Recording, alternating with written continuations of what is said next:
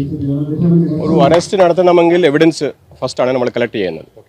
അറസ്റ്റിനെ ഒരു ധൃതിയില്ല, നമുക്ക് എവിഡൻസ് ആണ് ആദ്യത്തെ നമ്മുടെ പ്രയോറിറ്റി.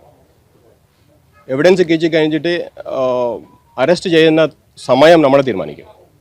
കാരണം അതിന് ടാക്ടിക്സ് കൂടെ ഉണ്ട്. അനാവശ്യമായിട്ട് ലോ ആൻഡ് ഓർഡർ ഉണ്ടാക്കില്ല നമ്മൾ. So we arrest in a tactical manor.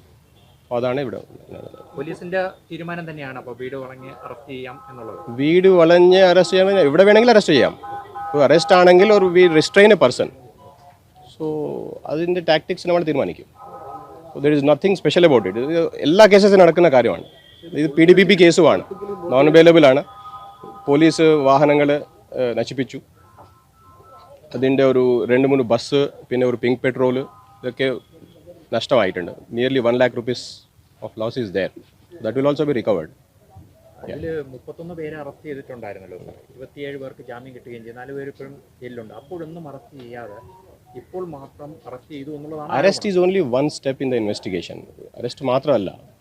Arrest ആയി കഴിഞ്ഞ് 4 ബെയിൽ കിട്ടുമായിരിക്കും, നമുക്കറിയില്ല. പക്ഷേ എവിഡൻസ് ആണ് നമ്മുടെ മെയിൻ പ്രയോറിറ്റി. എവിഡൻസ്, പിന്നെ അത് എവിഡൻസ് കിട്ടിക്കഴിഞ്ഞാൽ ചാർജ് ഷീറ്റ്.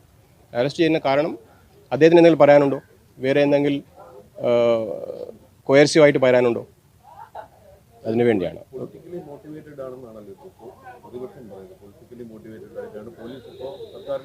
ഒരു പബ്ലിക് പ്രോപ്പർട്ടി ഡെസ്ട്രോയ് ചെയ്താൽ നമ്മളൊന്നും പോളിറ്റിക്സ് ഒന്നും നോക്കില്ല. അത് ആരാണെങ്കിലും നമ്മൾ അറസ്റ്റ് ചെയ്യും. അത് ഏത് കേസാണെങ്കിലും നിങ്ങൾ നോക്കുന്നുണ്ടല്ലോ.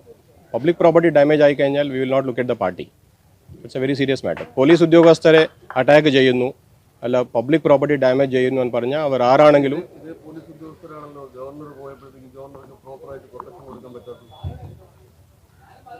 എപ്പോഴാണ് പറ്റാത്തത്? We have removed people, we have remanded people, we have arrested people, we have registered non available sections. മുഖം നോക്കാതെയാണ് നമ്മൾ ആക്ഷൻ ചെയ്യുന്നത്. പാർട്ടി നോക്കില്ല, മുഖം നോക്കില്ല. കോഗ്നിസബിൾ ഒഫൻസ് ആണെങ്കിൽ അറസ്റ്റ് ചെയ്യും, നോൺ അവൈലബിൾ ആണെങ്കിൽ റിമാൻഡ് ചെയ്യും. അതാണ് നമ്മുടെ ജോലി.